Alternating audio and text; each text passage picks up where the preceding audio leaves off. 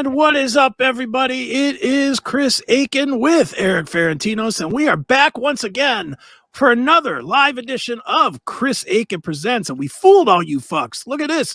We're doing a live show where everybody else is doing, here's our top 5 best of the year. Here us two dickheads are with nothing to do but do this. So here we are. Once again, we are live. Erik, welcome to the show once again, my friend. Thank you, sir. And how was your Christmas? It was good, man. It was good. You know, it's funny. We were just joking, literally right before we came on. We were doing a whole show before you guys even got to see us. We were what, 15 minutes into the show before. We're like, oh yeah, we have a show to do. I looked up and it said, 8 seconds. Fuck. You know, push some buttons quickly. Let's get the people in on this. Exactly. Let them share with us. But yeah, man, Christmas was good. I really didn't do anything at all yesterday. We celebrated the celebration I could do with 2 of my kids was yesterday. I saw, or 2 days ago rather. I saw them on Saturday. I had dinner with my mom and my niece, and that was fun. And it was just a good get together on an otherwise cold and absolutely dreary, shitty weathered weekend here. And then yeah, it's cold, man. Holy mother of fuck, it is cold. I was telling Chris that I was messing with the people on my social media on Christmas morning because we had some weird warm front here in San Diego, and the temperature, no kidding, was 75 degrees. Ugh. And I know the whole country was frozen, so I just had to throw up a pic from my beach balcony there and throw up the Christmas socks in my shorts and rub it in. People got a kick out of that. I didn't. I wanted to kick you. Let me tell you, dude, it is so cold here. On Saturday's the only day I had to go out. I had to go again to my mom's. And so I was watching the Browns game. My dinner was at 6 at my mom's. So I was watching the Browns game. The Browns game was at 1 till like 4:30. And that was a miserable experience all by itself. But I watched it. It was fucking terrible. 4 o'clock comes, game ends. I'm like, all right, I'm going to leave at 4:30. I know the roads were not going to be good. I was like, I'm going to give myself an hour and a half to get a half hour. Plenty of time, right? So I go out to my car. I die going out to my car to just start it. I wanted to start it, let the heat run, let the car be warm so I won't get in the car and be frozen, right? I let it go. I don't get into my car until 20 till 5. Like I just let it run for 40 minutes. I was dicking around, taking a shower, whatever. This was your Tauntaun, right? Yeah, exactly. That's exactly. Your Tauntaun Ultima? Yeah, exactly. I finally get out there at 20 till 5. My car is still freezing cold. And I'm like, what the fuck? And I mean, it was just, that's how cold it was. It wasn't that the car stalled. It wasn't that it wasn't blowing heat. It was just cold. It was like minus 20 or something with the wind. And my car, as much as I was trying, I get, 40 minutes. You would think of 40 minutes with your heat on high, the car would be warm. It was still like cold to the touch with on the steering wheel and stuff. I was like, oh God. But I just braved it out there, and then I more or less skied my way to my mom's house because I was a fishtailing fool all the way down to her place. But you're lucky, man, because that happens both ways. Not only your car you got to worry about, but the oncoming traffic, your adrenaline's exploding. Mm-hmm. Put you in a bad way for Christmas dinner. Yeah, well, and not only that, I don't drive much, so me and I don't get a lot of highway driving anyway, let alone highway driving with the tires sliding back and forth on the ass end of my car. So it's like, holy smokes, this sucks. But, whatever. I made it. I didn't wreck. Everything was good. Had a good time. And then yesterday, I didn't see my family. I didn't hear from my family. It's like the best Christmas I could ever have. It was like Home Alone. It was, dude. I'm telling you, I stayed up real late. I was up watching TV and doing, stuff for the various shows on the network till like, I don't know, 5:30 in the morning or something, 5:36 in the morning. So I slept until, I don't know, maybe like 2 o'clock yesterday afternoon.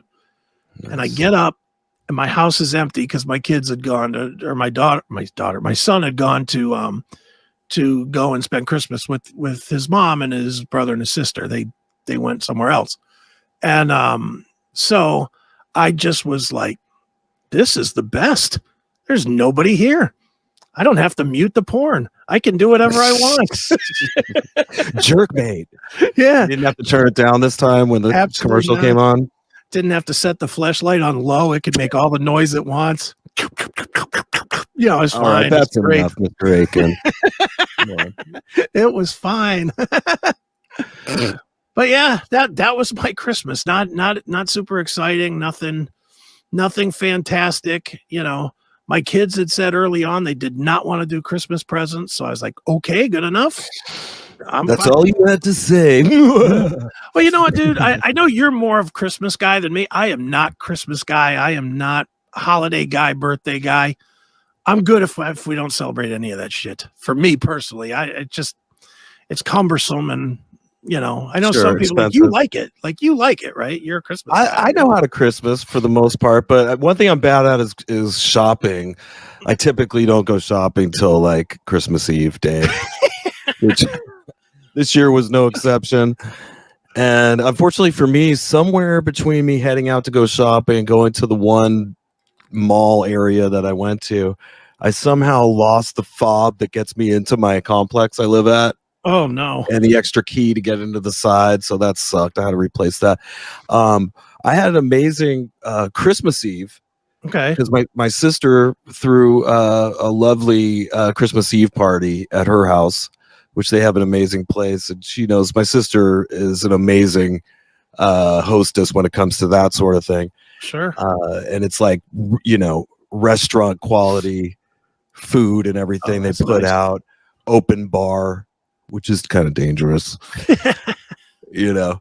But sadly, Christmas at my mom's was canceled. Why? Well, my 9 times vaccinated parents, 12 booster shots or whatever they're at, got COVID. Oh. So my stepdad was in the hospital. My mother, very ill. I'm happy to report they're doing better now. Well, that's good. But yeah, so whatever they say about, hey, make sure you get boosted for the holidays because you don't want to miss anything. Yeah. That's a crock of shit because they're the only ones that didn't make it to the party. So right. But luckily we did have an awesome Christmas Eve, and then Christmas itself we did salvage. My lady Susan, her kids were out here, Kaylee, and also her son Aiden, and they're college age too, like your nieces. They're like 21, 22, so they're a good age, you know, where you could drink with them and stuff. Sure. And we had fun. I've been like their personal chef. Okay. For like the last 4 days. I've been cooking these amazing like breakfasts, and snacks and dinners, and last night we did a big roast. Okay. And it was good. We had like a family kind of dinner, and it was nice, man. Did you do your eggnogging? We did eggnog. I made eggnog French toast. Eggnog dipped French toast. So you had that? You dip the French toast in eggnog? Yeah. Well, you get some loaves of French bread. Okay. Okay, from the bakery, and you cut it up into some good size, you know, slices. I don't know if you can see that. Probably like, say that thick. You take some eggs, you beat them up. You take a little nog, put it in there. Take some cinnamon, sprinkle it on top. Now you take those slices of bread and you let it soak in there until it gets nice and wet. And that French bread can really take a lot of the egg. You know, it could sit in there a long time compared to a piece of Wonder Bread or something. Right, sure. You know, it's even better if the bread's a little stale. Little secret. But anyways, you get that in there, and I have a big like griddle that I pull out while, and I stick that thing on the counter. Once that stuff's good to go, you stick them all on top, and while they're going, I slather them in butter, of course, because I'm trying to kill myself. You know, guy with the heart attack talking about slathering things in butter. I broke every, heart disease guy rule this holiday. It was terrible. But I did double down on like the Metamucil. I'm like, oh shit, we're gonna need to poop this out tomorrow. And I did go on my walks and stuff. So I don't know. It doesn't look like I caused too much damage. I feel like I'm at least stayed the same. I didn't lose any weight. Right. Of course, this week you'll be on a 72-hour fast, followed by eating for 1 hour. And yeah, that's right. You do have a gig this week, right? We are playing the Whiskey A Go-Go in Hollywood. Stephen Piercy. Live. Nice. Just you guys, or is it you guys and Vince, or what is it? It's typically a bunch of locals. Okay. That open. I'm not sure who they are. Okay. We usually go on around 11. This will be our last show of the year, which isn't it our last show of the year tonight? I think it is, yes. Yeah, the next one will be the 2nd of January. That's right. So, ladies and gentlemen, be sure you're liking our podcast down below and that you're subscribing. Yes, do all that. So you don't miss a second of it. That's right. Do all the stuff. Dude, I got to tell you the crazy thing, man, with the podcasting and stuff. So I have made it my mission. I'm studying this stuff as well as doing it. I'm obviously doing it, and I'm trying to do it as more like my career, because I just am sick of building fucking websites and stuff. I hate it. I just hate it.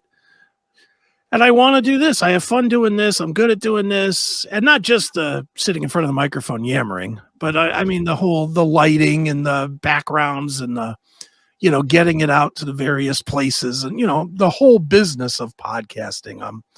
I'm really studying it.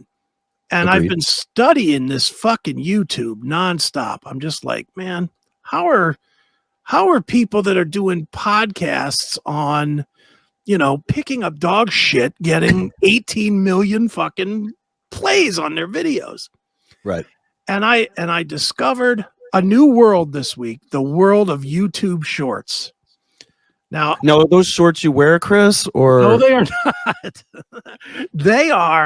They're the equivalent of TikTok videos, basically. The little 10, 15-second videos, just a little, you take a hot take, something that one of us says during it, you cut it real short, and you post it up there. And you can add music to it and stuff. Like, as an example, I took the Steven when Steven came on last week for 10 seconds, and he was like, I asked him, I said, hey, where do you get the coffee? And he's like, go to the fucking website. How do I know? Yeah, he was like, I don't know, go to the fucking website. Just a little quick 15 seconds. I cut that into a YouTube short. I put a rat song on it, posted it up, and it got like 800 plays or something. And I'm just like, what the hell? So I've been playing with this thing, and I started playing with it. I've been doing it more on the CMSPN channel than our channel because there's more people to start from. Sure. But I've jumped like 31,000 plays in 28 days from the previous 28 days, 31,000 more than the previous. Bravo, man. In a weekend. Yeah, I mean, just in a weekend.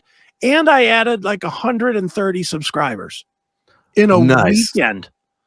And it's crazy. So now I'm like all in. Now I'm going through every fucking video I have. And I'm like, oh, no, can't use that. Can't use. Here's a second.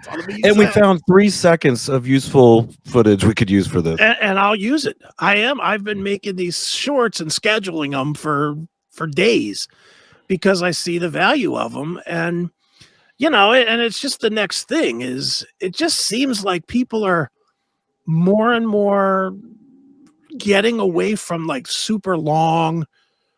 They'll either watch a whole podcast like this or they'll watch 15 seconds. There's no watching 20 minutes anymore.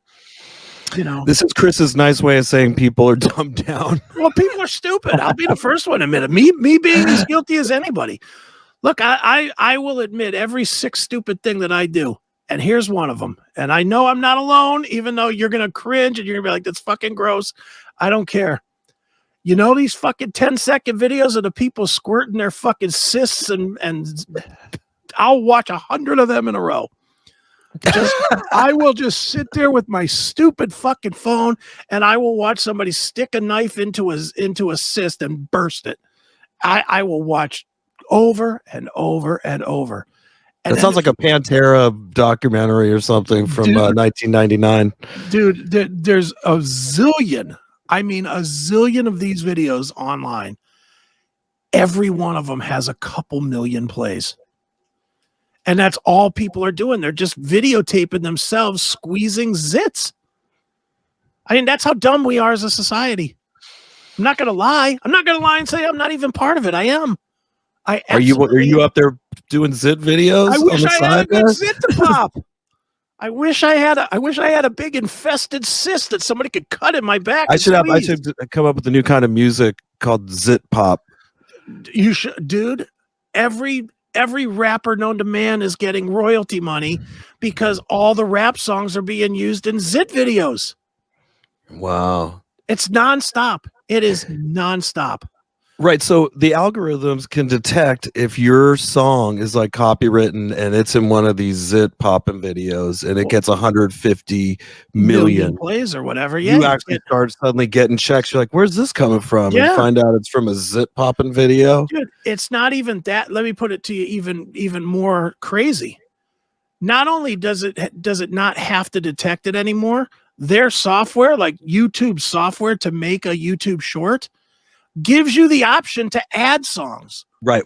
And you know what? Now that you mentioned it, I have been doing on Instagram. Instagram does the same thing. It doesn't beam over to Facebook for some reason. That bums me out. But I typically will pick a Stephen Piercy track. Yeah.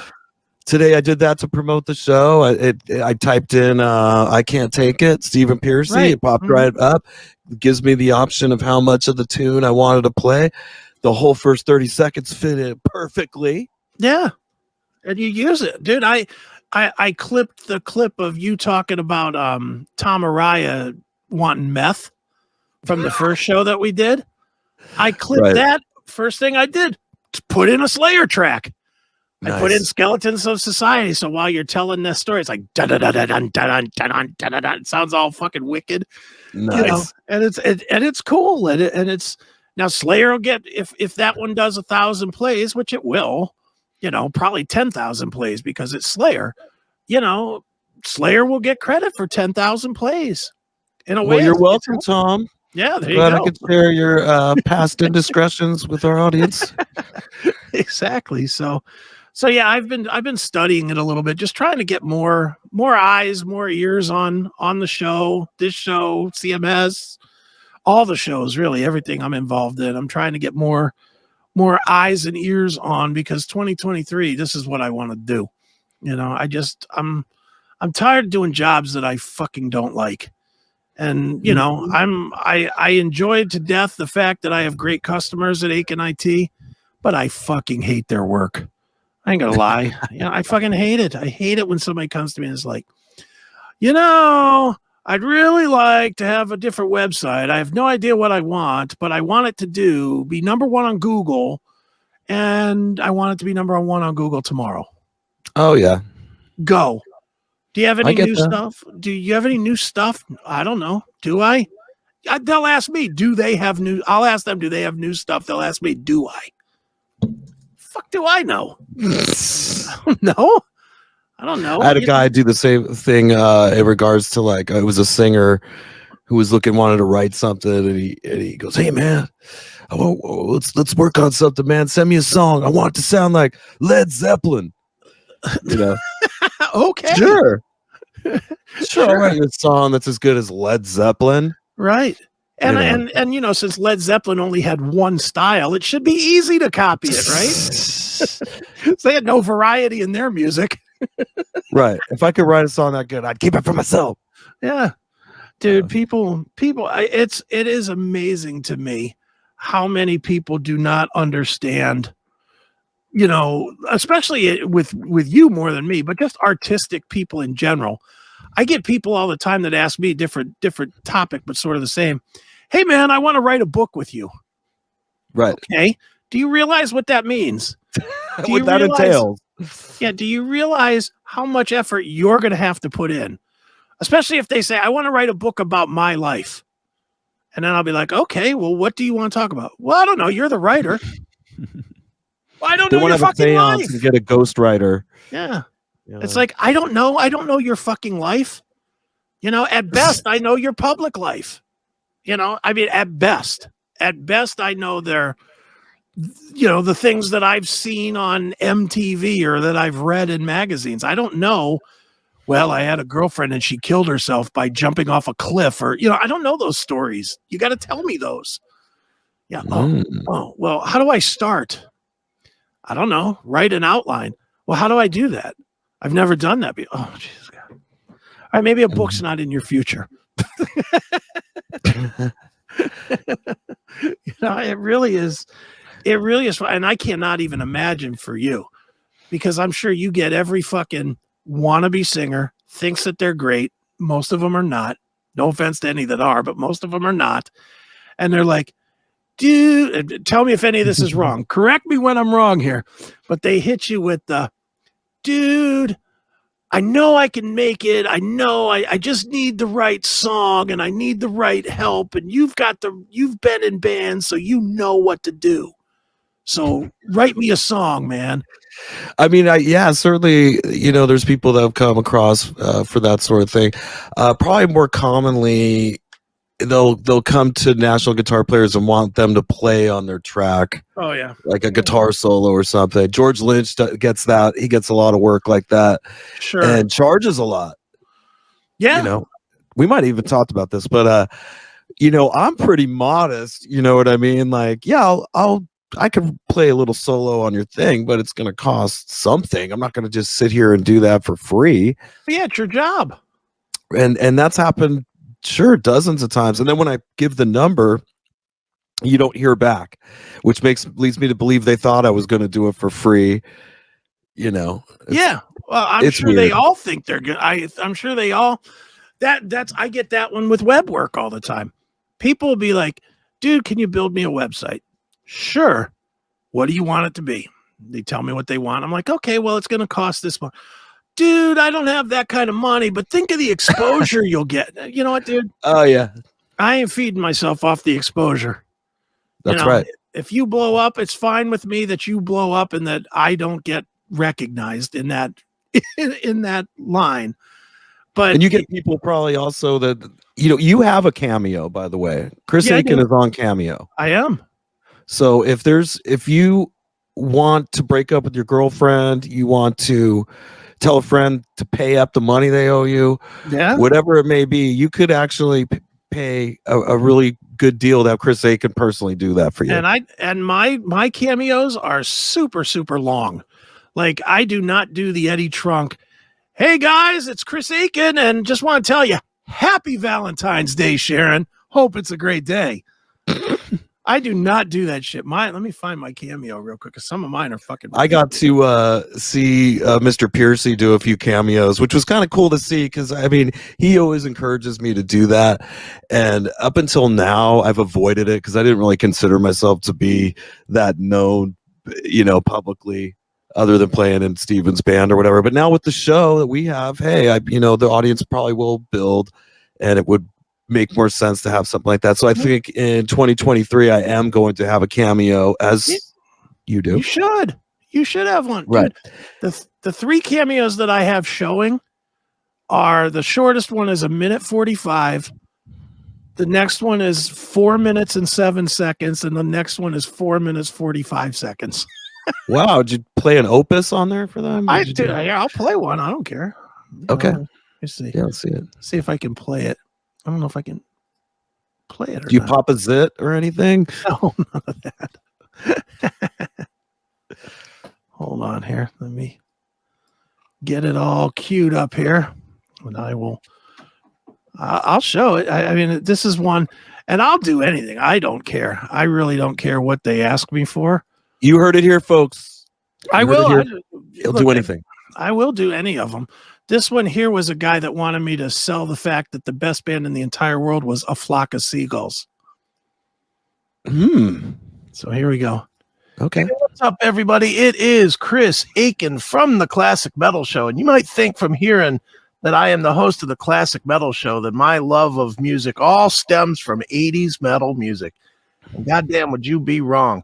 When I think of the 80s, I think of all the great bands of the time. You know, Men Without Hats.